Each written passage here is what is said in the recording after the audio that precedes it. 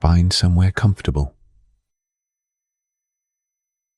You don't need to sit up for this, or keep your eyes open, or hold on to any of it. You don't need to remember a single word. Just let the sounds arrive, the way distant music does, carried through a window on a warm evening, there and then gone, and that is perfectly fine. Tonight we are going somewhere very old. We are going to a city that woke up one morning, the way it always did, and went about its business, and never saw the evening come. We are going to walk its streets very slowly, and look through its windows, and listen to the sounds it made. And somewhere in that walking, in that quiet looking, you might find that the weight of your own day begins to lift a little. You don't need to concentrate. You don't need to follow the sequence of events or hold the dates in your mind. History, when told gently, is not a test. It is simply a way of remembering that we are not the first to be tired at the end of a long day.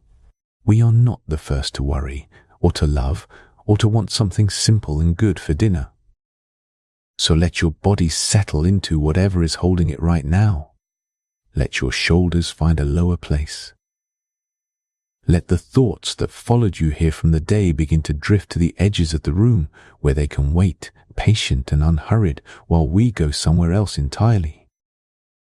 We are going to Pompeii. We are going on an ordinary day. There is something that happens when you stand in the ruins of Pompeii for the first time, something that no photograph quite prepares you for. It is not the scale of it, though the scale is extraordinary. It is not the age of it, though the age is almost impossible to hold in the mind. It is something quieter than either of those things. It is the feeling that someone just stepped out of the room. The bread is still in the oven. Not literally, of course, but in spirit, in the sense that the archaeologists found carbonized loaves in a baker's shop, round and scored across the top, the way bread is still scored today, sitting in the stone oven where they had been placed that morning and never retrieved. The baker went somewhere and did not come back. And the bread stayed. There are walls with writing on them, not inscriptions carved by scholars or emperors, but graffiti, quick and casual, scratched into the plaster by ordinary hands. Someone wrote the name of a person they loved. Someone else wrote that a man called Gaius was a fool. A Gladiators fan wrote, in what seems like genuine excitement, that their champion was the best fighter in the city. These things were written in a moment, the way we might dash off a message now, without any thought that they might last 2,000 years. The city of Pompeii sits near the modern Italian city of Naples, at the foot of a mountain that is still there, still present, still occasionally breathing.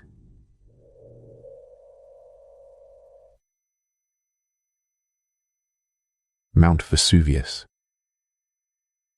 Even now, it watches over the bay with the patient authority of something very old and entirely indifferent to the small concerns of the creatures living at its feet. In the late summer, or perhaps the early autumn of the year 79 of the Common Era, something changed inside that mountain. And the city below, which had been going about its business for centuries, was caught mid-sentence, mid-breath, mid-morning, and held there. For nearly 1,700 years, it stayed held, buried, still. And then it was found again. What the excavators discovered, slowly and imperfectly at first, and then with increasing care and wonder, was not just the ruin, it was a day. A specific, ordinary, unremarkable day, preserved in the ash like a letter sealed in an envelope and never opened. Tonight, very gently, we are going to open it. The morning would have begun the way mornings in warm southern cities always begin. With light. The sun rises over the Bay of Naples with a particular softness in late summer and early autumn. A golden, unhurried quality that makes even the plainest wall look beautiful. In Pompeii, those walls were not plain. They were painted, Many of them were painted in deep reds and warm ochres and rich blues and greens, so that walking through the streets of the city in the early morning would have been like walking through a gallery, except that the gallery was alive and smelled of bread and horses and the sea. Pompeii was not a great city by Roman standards. It was not Rome, which was the largest city in the world at the time, home to perhaps 1 million people. Pompeii was a prosperous regional city, a trading hub, a place where goods moved between the fertile agricultural lands of Campania and the wider Roman world. Its population is estimated at somewhere between 11,000 and 20,000 people, though no one knows for certain, because the census, like so much else, was buried with the city. But it was a real city in every sense. It had a forum, which was the civic heart of Roman urban life. A large open space surrounded by temples and public buildings where people gathered to do business, hear announcements, make offerings to the gods, and simply see one another. It had a theatre, 2 of them in fact, one large and one small, where plays were performed and music was heard. It had an amphitheatre, one of the oldest surviving amphitheatres in the Roman world, where gladiatorial contests drew crowds from across the region. It had public baths, several sets of them, which were not merely places to wash but social institutions, places where men of different classes could sit in the warm steam and talk about the day. It had bakeries. There were at least 30 confirmed bakeries in Pompeii, possibly more, serving a city that, like most ancient cities, depended heavily on bread as a staple food. The large stone mills used to grind grain have been found in many of them, along with the ovens, still shaped like the ovens used in wood-fired pizzerias today, because the design, it turns out, is very nearly perfect and has not needed to change much in 2,000 years. The Romans called them thermopolia, from the Greek words for heat and selling, and they were exactly what they sound like. Counters where hot food and drink were sold to people who either had no kitchen of their own, which was common in the cramped apartments of the poorer districts, or who simply preferred the ease and company of eating out. The thermopolium is not a modern invention. It is not even a medieval invention. It is ancient, and it is Roman, and in Pompeii it was everywhere. The one excavated most recently in the ongoing work in the part of the city called Reggio V is a remarkable thing to look at. Its counter is decorated with vivid frescoes, including paintings of animals, a duck, a rooster, a dog on a leash, and what appears to be a scene from a gladiatorial contest. The containers set into the counter, called dolia, still held traces of food when they were excavated. Duck bones, fish, snails, fava beans. The remains of the menu, 2,000 years old, still waiting to be ordered. In the morning, the city would have been loud. Not the constant background roar of a modern city, which is made of engines and electronics and the hum of infrastructure, but a human loudness. Voices calling across streets, the creak of cartwheels on stone, the sound of metal being worked in a smithy, the clatter of pots, the bark of a dog. The streets of Pompeii were narrow, many of them, and the buildings rose 2 and sometimes 3 stories, so sound would have gathered and echoed in the channels between them. The streets were paved with large irregular stones, and they were not flat. They were cambered slightly toward the center or toward the edges to channel rainwater and the less pleasant runoff of a busy city into drains. There were stepping stones at intersections, raised blocks that allowed pedestrians to cross the street without stepping into whatever was flowing along the gutter. The gaps between the stepping stones were carefully sized to allow cartwheels to pass, which tells you something about the people who designed them. They thought about details. They thought about the small inconveniences of daily life, and they tried, in their methodical Roman way, to solve them. The houses of the wealthier citizens were built around central courtyards called atriums and gardens called peristyles, where fountains played and carefully tended. Plants grew in the shade. Some of them were decorated with extraordinary frescoes. mythological scenes and still lifes and architectural paintings of such skill and beauty that they would be remarkable in any era. The walls of the Villa of the Mysteries, on the outskirts of the city, carry a continuous painted frieze of figures involved in what appears to be a religious initiation rite, painted in a red so deep and warm that it seems almost to glow from within. That red, incidentally, was not always red. Much of the color we now call Pompeii red, that deep, rich terracotta tone that has become almost synonymous with the city, was originally a warmer, darker yellow. The extreme heat of the volcanic flows that swept through the city caused a chemical transformation in the iron compounds of the paint, shifting it from yellow ochre to the iron oxide red we see today. Even the colors of Pompeii are, in a quiet way, the colors of the eruption itself. The morning would have continued. People would have opened their shutters and looked out at the same mountain they always looked at. Vesuvius was not a mystery to the people of Pompeii. It was simply the landscape. It was the backdrop against which everything happened. They knew it was a mountain. They did not know, could not have known, that it was what we would now call a stratovolcano, a type of volcano built up from layers of hardened lava and ash, capable of eruptions of enormous violence. There had been an earthquake 17 years earlier, in 62 AD, that had damaged parts of the city significantly. Some buildings were still being repaired when the eruption came, but earthquakes were not uncommon in the region, and the connection between the trembling ground and the mountain above it was not something the Romans fully understood. So they went about their mourning. They bought bread. They argued about prices in the forum. They stopped to read the graffiti on the walls, some of which was electoral campaigning, because Pompeii had elections. Local magistrates chosen by the votes of the male citizens, and the walls were covered with painted endorsements and slogans, the way a modern city might be covered with posters before a vote. One endorsement reads, approximately, that the fruit sellers unanimously support a certain candidate. Another notes that a man named Vathia is recommended by those who sleep late. It is not entirely clear whether this was meant seriously or as a joke.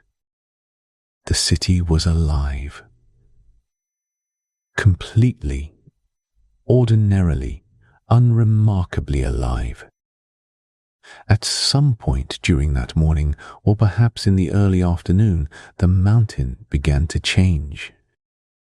There would have been signs, in retrospect.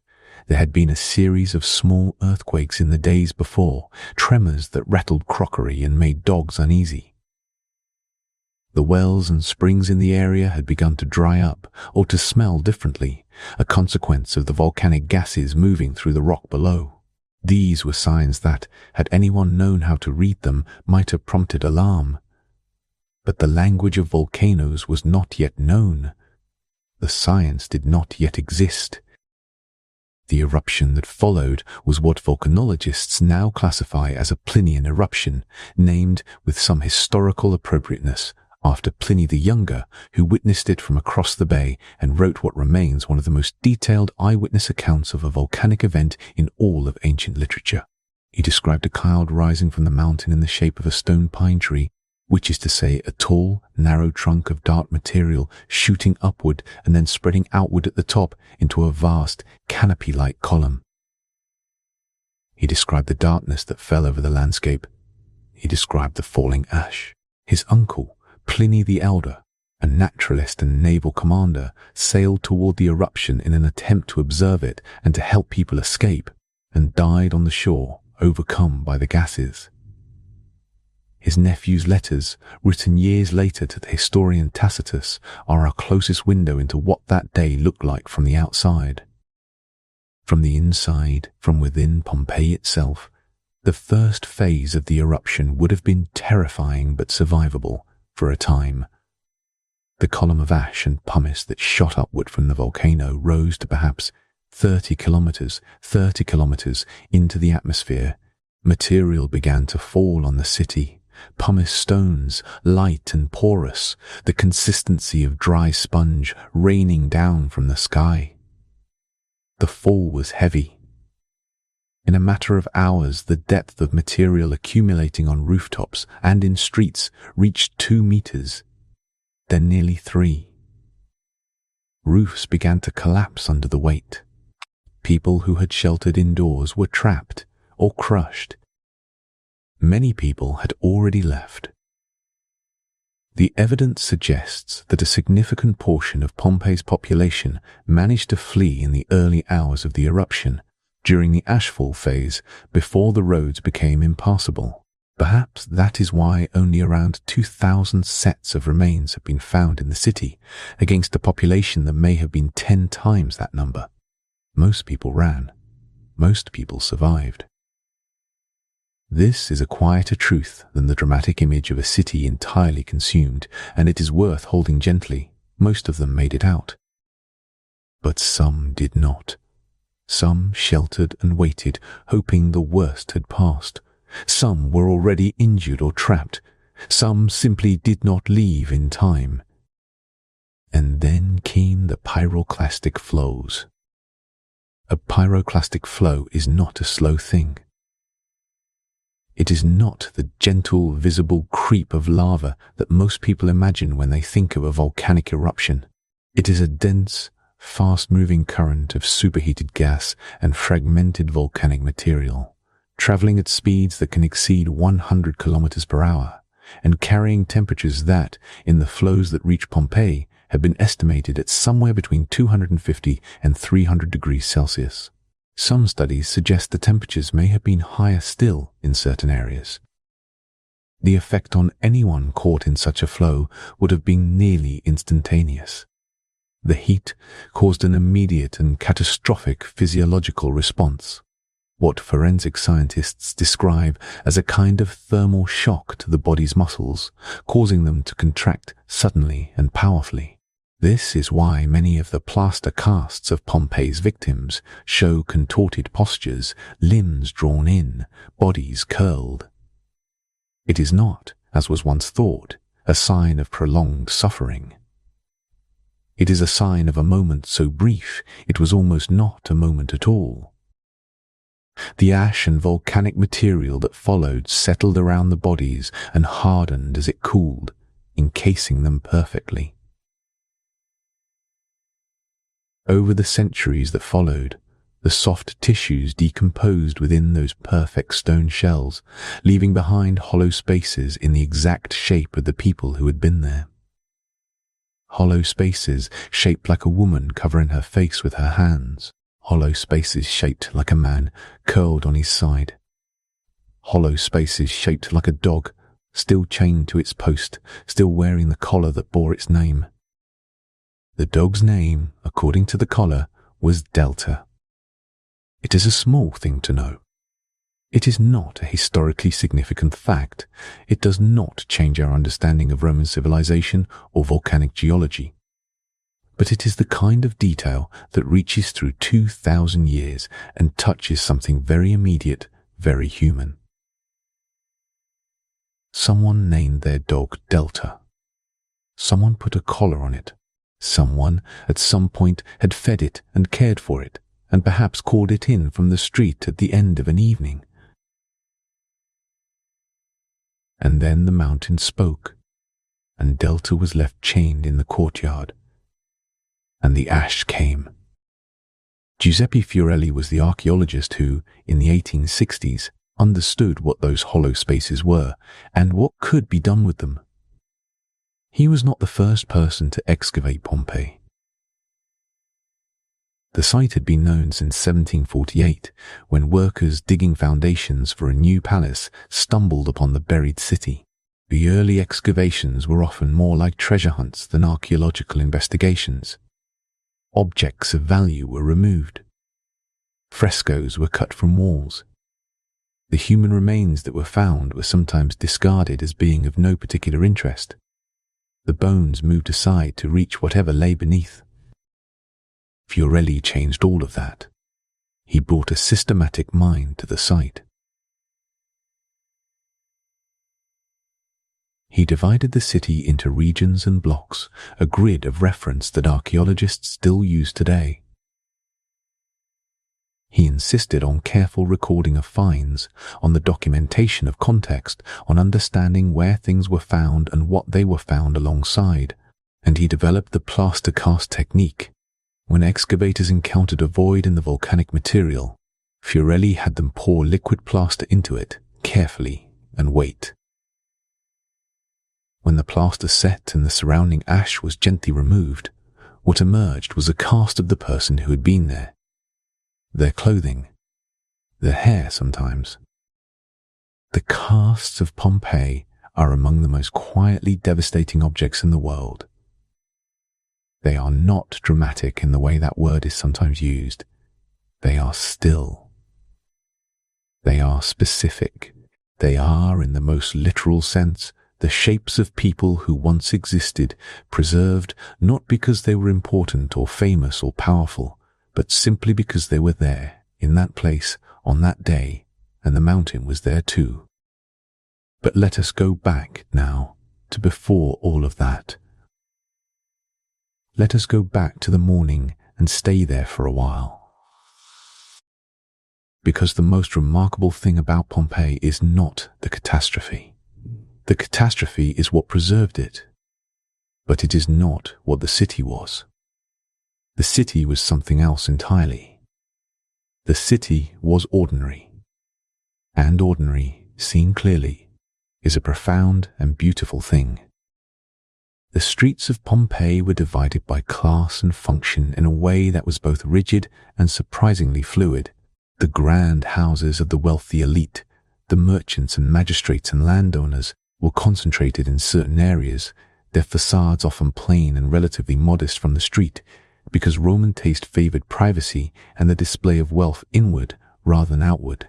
You would pass what appeared to be a simple plastered wall, push open a door, and find yourself in a world of painted columns and trickling water and mosaic floors depicting scenes from the Trojan War. The mosaics of Pompeii deserve more than a passing mention. They were made from tiny pieces of stone and glass and ceramic called tesserae, set into beds of mortar with extraordinary precision. Some of the finest surviving examples show scenes of astonishing complexity. The famous Alexander mosaic, discovered in the House of the Faun and now housed in the National Archaeological Museum in Naples, depicts Alexander the Great in battle against the Persian king Darius in such vivid, kinetic detail that scholars believe it was copied from a Greek painting of the 4th century before the Common Era. It is enormous, measuring nearly 6 meters by 3 meters, and it contains more than 1.5 million individual tesserae. Someone laid each one. Someone mixed the mortar and pressed each tiny piece into place, building a battle scene one fragment at a time, in a room, in a house, in a city that was quietly going about its business under a mountain. The House of the Faun, where that mosaic was found, is one of the largest private residences in Pompeii.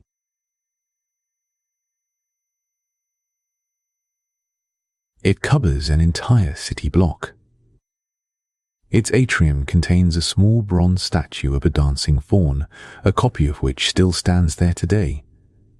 The original long since moved to Naples for safekeeping. The original owners of such a house would have been among the most prominent citizens of the city, people with connections to Rome, with business interests across the empire, with slaves and freedmen and clients who depended on their patronage.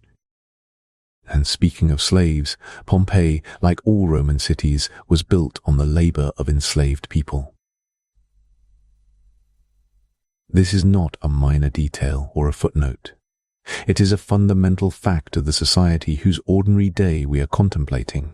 The graffiti on the walls, the food in the thermopolium, the mosaics on the floors, the water flowing through the lead pipes, all of it was produced and maintained in part by people who had no freedom, no legal personhood, no choice.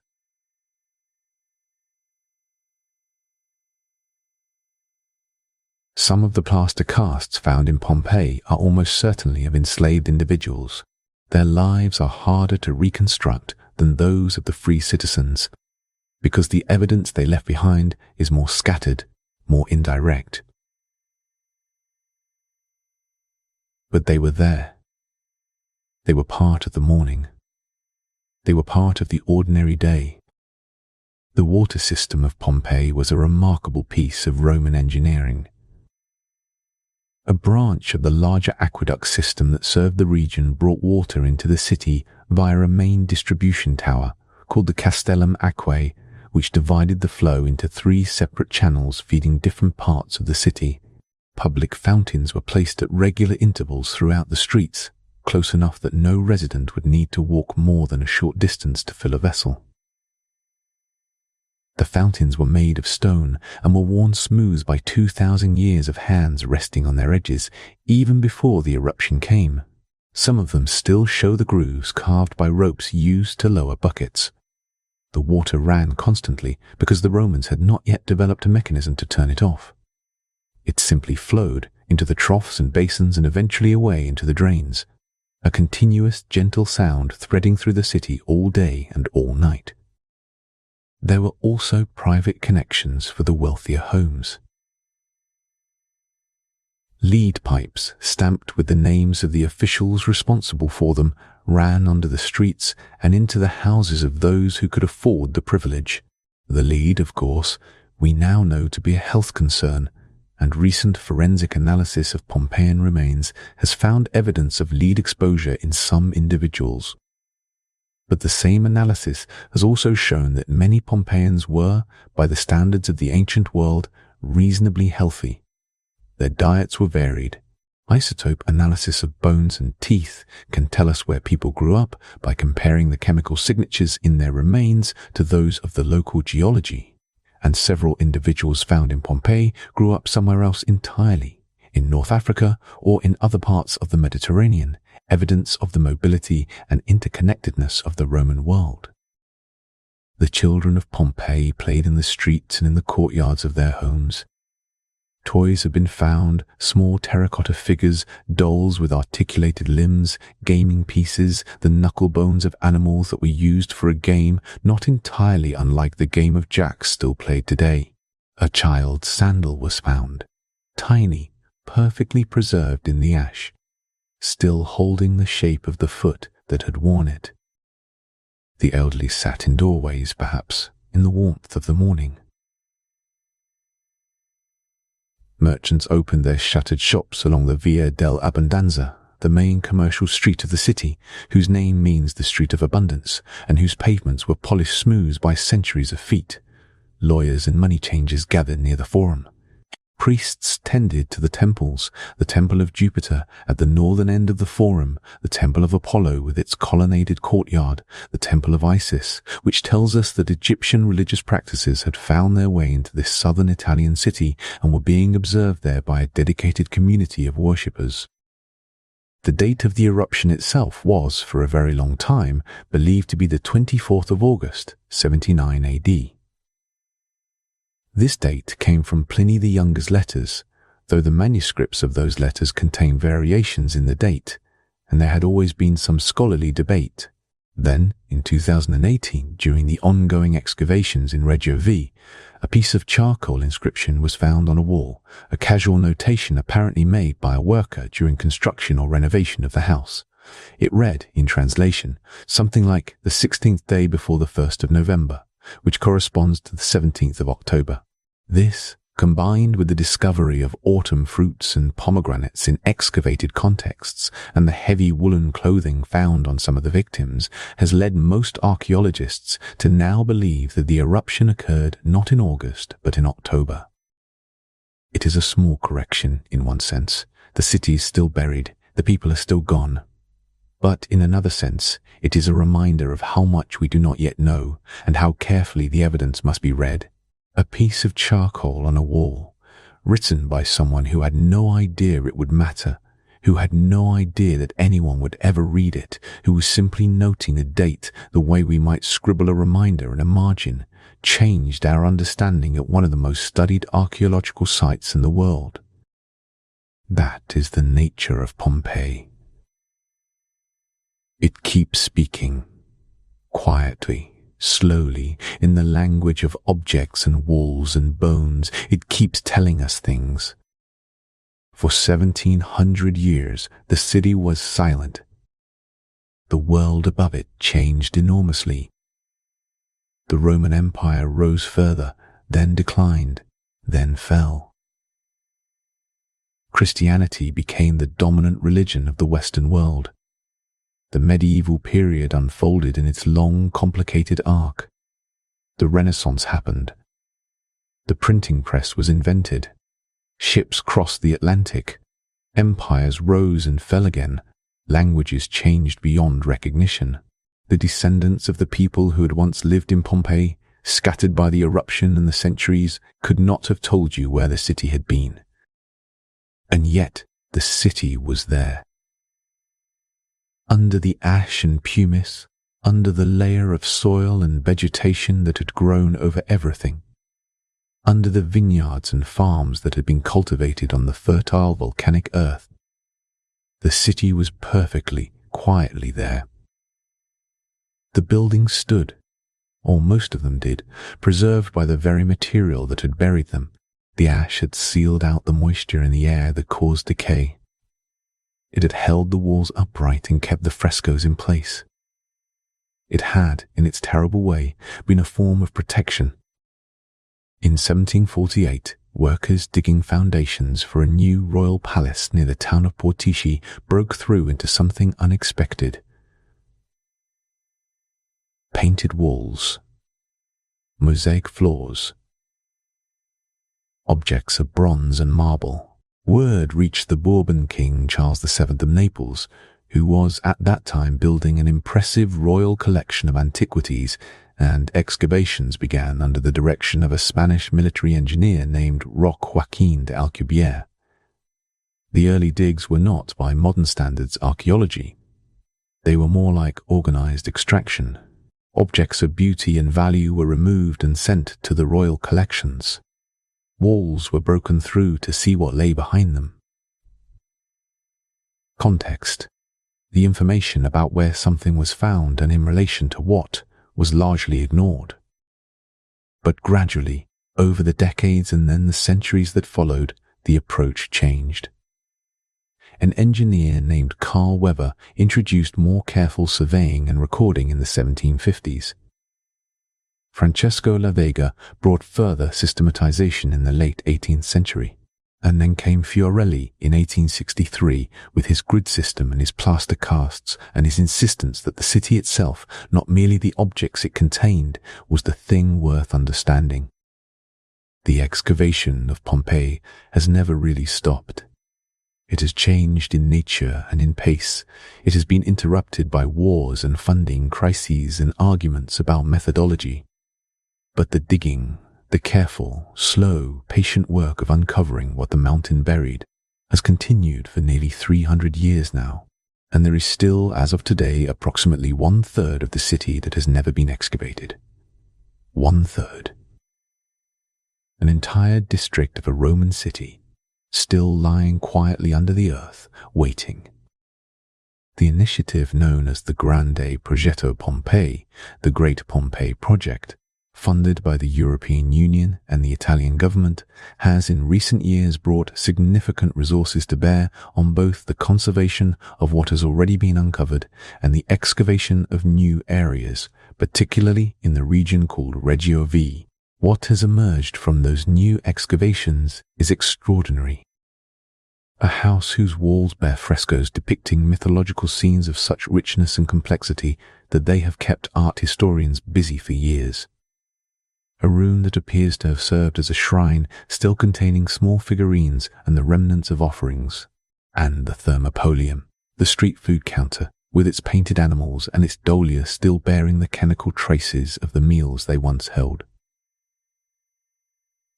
The people who study these things used a technique called gas chromatography and mass spectrometry to analyze the residues inside the containers, and what they found was duck, fish, snails, pork, fava beans, wine, a menu. A real menu from a real place where real people once stood at a counter and ordered their lunch. There is something in that detail that is difficult to articulate but easy to feel. The gap between then and now, which can seem impossibly wide when you think in terms of centuries, narrows to almost nothing when you think in terms of lunch. People ordering food, people hungry at midday, people wanting something hot and simple and good. The forensic science applied to Pompeii has also advanced enormously in recent decades. CT scanning, which uses X-rays to create detailed three-dimensional images of the interior of objects without disturbing them, has been applied to the plaster casts, revealing the bones inside them, the positions of the bodies, the presence of dental work that can speak to diet and health. DNA analysis has been attempted on some remains, though the extreme heat of the pyroclastic flows damaged genetic material significantly, making full DNA profiles difficult to obtain. Stable isotope analysis, which reads the chemical signatures preserved in bone and tooth enamel, has allowed researchers to map the geographic origins of individuals, to assess their diets, to understand something of the lives they led before the mountain ended them. One study, examining a group of individuals found sheltering together in what appeared to be a garden area, found that they represented a striking diversity of origins. Some had grown up locally. Others showed isotope signatures consistent with childhood spent far away in different parts of the empire. They had come from different places, by different paths, and found themselves together in that garden on that October day, sheltering from the ash, waiting for something that did not come. The colors of Pompeii, even now, are extraordinary. Walking through the excavated streets, you see not just bare stone and crumbling plaster, but actual color. The deep red of a wall, the faded blue of a sky, painted above a garden scene. The warm gold of a mosaic floor catching the light. The color has faded, of course, from what it once was. The frescoes that were so vivid in the 1st century would have been almost overwhelming in their brightness. But enough remains to give a sense of a city that was not grey or brown or muted, but alive with pigment, with the human desire to make things beautiful, to cover the walls of a house with images of gods and heroes and birds and flowers and the faces of people who were loved. The graffiti, too, speaks of a city that was vividly, messily, humanly alive. More than 11,000 individual pieces of ancient Roman graffiti have been recorded in Pompeii, the largest collection anywhere in the world. They include political endorsements and obscene jokes and declarations of love and records of gambling debts and insults directed at specific named individuals. One piece reads simply, "I was here."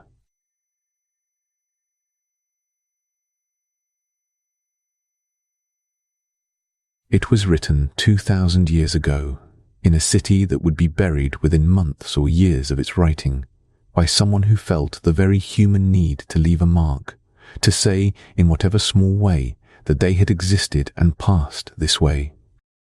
While I was here, the ash fell for a long time, not all at once. Not in a single overwhelming wave, but in a long, slow accumulation, the way snow falls in a very heavy storm, layer upon layer, each one adding to the weight of the last. And then the faster, hotter things came, and then it was over, and the city was quiet. The quiet that followed was absolute. Not the comfortable quiet of an empty room or a sleeping house, but the deep geological quiet of something buried. The silence that exists inside the earth, below the reach of wind and rain and the sounds of living things. In that silence, slowly, the city kept itself. The paintings stayed on the walls. The bread stayed in the oven. The graffiti stayed on the plaster. The mosaic of the dancing fawn stayed on its floor. The stepping stones stayed at the intersections of the streets. The dog lay where it had fallen, and the ash held it in the shape of its last moment, and the centuries passed over it like water over stone. And then, one day in 1748, a shovel broke through into something unexpected. and the city began, very slowly, to remember itself. It is still remembering. Every season of excavation, every careful brushstroke of an archaeologist's brush, every CT scan, every isotope analysis, every translation of a new piece of graffiti, every study of a painted wall is part of that long, patient act of remembering. The city is not finished telling us what it knows. There is something deeply comforting in that, if you let yourself feel it, that the lives of people who died without expecting to be remembered have been, in the most extraordinary way, remembered. The Bay of Naples is still beautiful in the evening light. The mountain is still there, still patient, still present, still occasionally breathing in ways that the monitoring equipment now placed all around it carefully records. The city of Naples, which is enormous and loud and full of the energy of a place that has been continuously inhabited for 3,000 years, spreads across the hills and down to the water. And in the middle of all of that living, breathing, modern city, the old one sits quietly, mostly uncovered now, mostly open to the sky and the visitors who come from all over the world to walk its streets. They walk quietly, many of them. Something about the place encourages quiet. Perhaps it is the age of it. Perhaps it is the knowledge of what happened there. Perhaps it is simply the stone streets and the high walls and the absence of the sounds a city usually makes, the absence of traffic and music and voices, replaced by the soft sound of wind through the ruins and the distant noise of the modern world beyond the walls. Or perhaps it is something else. Perhaps it is the feeling, which almost everyone who visits reports in some form, that the city is still somehow present, that the people who lived there have not entirely gone, that something of them, something of the baker who put bread in the oven that morning, of the child who lost a sandal in the street, of the person who wrote, "I was here," on a wall, is still there, held in the stone and the ash and the colour of the painted walls. It is not a ghost story. It is not anything supernatural. It is simply the particular, quiet power of a place where ordinary life was preserved in extraordinary detail, where the gap between then and now is thin enough that you can almost feel the morning through it. Almost feel the sun on the stones of the Forum. Almost hear the water in the fountain. Almost smell the bread. And then the wind moves, and you are standing in the ruins of a city that ended 2,000 years ago, and the mountain is still there above you, and the bay is still blue in the distance, and everything is very still and very old, and in some way that is difficult to name but easy to feel, very peaceful. Pompeii was just a city full of ordinary people living ordinary days. They worried about money and argued about politics and fell in love and ate lunch and scratched their names on walls. They did not know they were living in a moment that would be preserved forever. They did not know that their bread and their mosaics and their graffiti and their dogs would be studied and wondered at by people 2,000 years away. They were just there, in the warmth of an October morning, going about their lives. And there is something in that, something quiet and vast and patient, that makes the distance between their world and yours feel smaller than it has any right to be. You are also just here, in the warmth of wherever you are tonight, going about your life. That is enough. It always was. Somewhere behind you, the day is already distant. Let it stay there. Sleep well.